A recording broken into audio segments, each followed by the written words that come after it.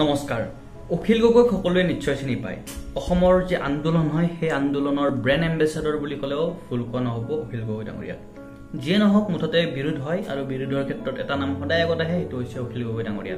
কিন্তু এই অখিল গগৈ নিজে আচলতে কিমান নিকা তেওঁৰ ওপৰত দুৰ্নীতিৰ একো অভিযোগ নাই নেকি সকলোবিলাক আজি এই ভিডিঅ'টোত তথ্য প্ৰমাণ সহকাৰে আপোনালোকৰ ওচৰত দাঙি ধৰিব চেষ্টা কৰিম তেন্তে বলক ভিডিঅ'টো আৰম্ভ কৰোঁ who is Akhil Gogoi so 10 July 2010 গোটেই অসমৰ ৰাজনীতি কপি উঠে এখন সংবাদমেলৰ পিছত সেই সংবাদমেলখন আছিল অখিল গগৈ ডাঙৰীয়াৰ আৰু সেই সংবাদমেলখনত তেওঁ কেইটামান ফাইল জোকাৰি কৈছিল যে সেই ফাইল কেইটাৰ ভিতৰত হিমন্ত বিশ্ব শৰ্মাৰ ওপৰত থকা বিভিন্ন গোচৰ যেনে মানৱেন্দ্ৰ শৰ্মাৰ হত্যাৰ পৰা আদি কৰি বিভিন্ন গোচৰৰ সকলো অৰিজিনেল কপি আছে হিমন্ত বিশ্ব শৰ্মাৰ যি তাদা কেছসমূহ আছিলে সেই তাদা কেছসমূহৰ যি তদন্তৰ ফাইলবিলাক আছিলে সেই ফাইলবিলাক চানমাৰি থানাৰ পৰা আৰু পাণবজাৰ থানাৰ পৰা অন্তৰ্ধান হৈছিলে আৰু সেই অন্তৰ্ধান হোৱা সমস্ত ফাইলৰ অৰিজিনেল কপিসমূহ আজি আমি অসমবাসী ৰাইজৰ সন্মুখত তুলি ধৰিব খুজিছোঁ অৰিজিনেল ফাইলসমূহ কিন্তু সঁচাকৈ সেই ফাইল দুটা হিমন্ত বিশ্ব শৰ্মাৰ বিৰুদ্ধে থকা অভিযোগবিলাক আছিলনে এই সম্পৰ্কে হিমন্ত বিশ্ব শৰ্মাই কিছু স্পষ্টীকৰণ দিছিল মই 91ৰ পৰা এটা অপবাদ এটা মূৰত লৈ আছিলোঁ যে পাণবজাৰ আৰু চানমাৰি থানাৰ কেছ ডায়েৰীটো মই চুৰ কৰিছিলোঁ বুলি পেপাৰে পত্ৰই আপোনালোকে ইমান সাধু কথা ৰূপকথা সাজিছিলে যে ব্ৰহ্মপুত্ৰ নদীত মই পেলাই দিলোঁ এইটো মই জ্বলাই দিলোঁ এইটো মই অমুক কৰিলোঁ বহুত সাধু কথা ৰূপকথা মানে সাধু ৰূপকথা অসমৰ বাতৰি কাকতসমূহত প্ৰচাৰ হৈছিল বিভিন্ন ধৰণে যি আপোনালোকক মই দুটা কথা ক'লোঁ যে মোৰ ওপৰত কেছ ডায়েৰী হেৰুৱা বুলি এটা বদনাম আছিল সেইটোৰ পৰা যি মই মুক্ত হ'লোঁ আৰু ইয়াৰ পিছত এক CBI তদন্ত ঘোষণা কৰা হৈছিল আৰু তদন্তৰ পিছতে 27 জুলাই 2010 চনত অখিল গগৈয়ে সুৰ সলাইছিল আৰু তেওঁ কৈছিল যে ফাইল দুটাৰ ভিতৰত অৰিজিনেল কপি নাই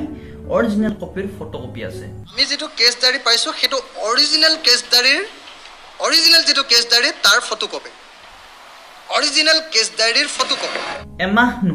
নহওঁতে অখিল গগৈৰ কথাৰ সুৰ সলনি হৈ গৈছিল আৰু সুৰ সলনি হওক বাৰু আজি 10 বছৰ হৈ গ'ল সেই সংবাদমেলৰ 10 বছৰ পিছত অসমৰ ৰাইজে না সেই ফাইলৰ অৰিজিনেল কপি দেখিবলৈ পালে না ফটোকপি যিয়ে প্ৰমাণ কৰে অখিল গগৈ কিছুমান ভুৱা কাগজৰ এনে ফাইল বনাই পিনে অসমৰ মানুহক বিভ্ৰান্ত কৰিছিল অসমৰ মানুহক বুৰ্ব সজাইছিল 2011 চনৰ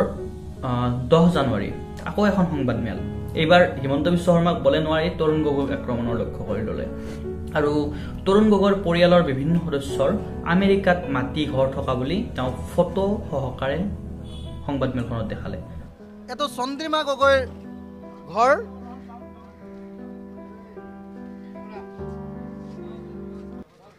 চন্দ্ৰিমা গগৈ ঘৰ বেলেগ বেলেগ পিকচাৰ গীতা দেখুৱাব লাগে হৈ গ'ল তাৰ পাছত আমি আপোনালোকৰ সন্মুখত দাঙি ধৰিব কৈছোঁ তেওঁৰ জোঁৱায়েকৰ নামত থকা 4টা ঘৰ প্ৰসেনজিৎ ফুকন বয়স 35 বছৰ আকৌ অসমৰ ৰাজনীতিত তুলপাৰ লাগি গ'ল যে অখিল গগৈ ধৰিছে এবাৰ এৰি নিদিয়ে কিন্তু হাঁহি উঠা কথা যিবিলাক সংবাদমেলত যিবিলাক ফটো দেখুৱালে সেইবিলাক আছিল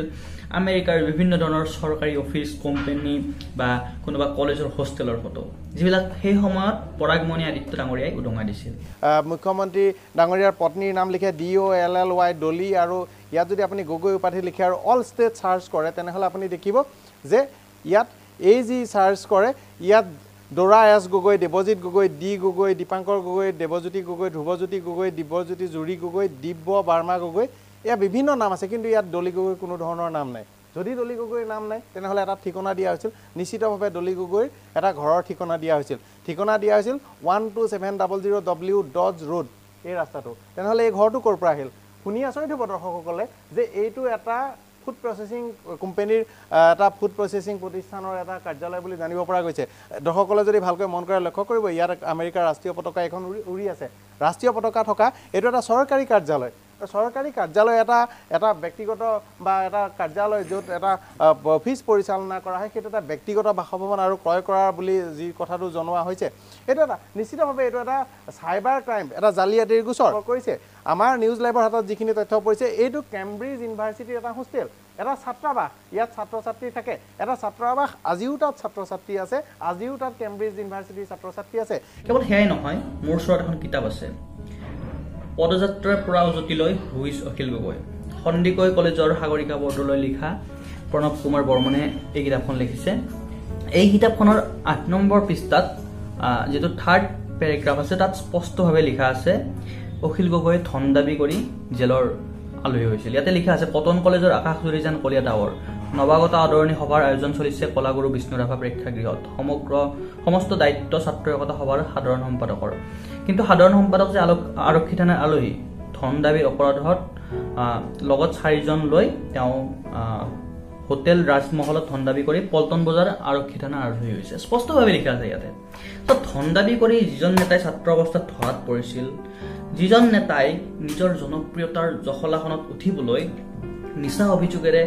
প্ৰভাৱশালী মন্ত্ৰীবিলাকক টাৰ্গেট কৰি লৈছিল সেইজন নেতা কিমান সঁচা হ'ব পাৰে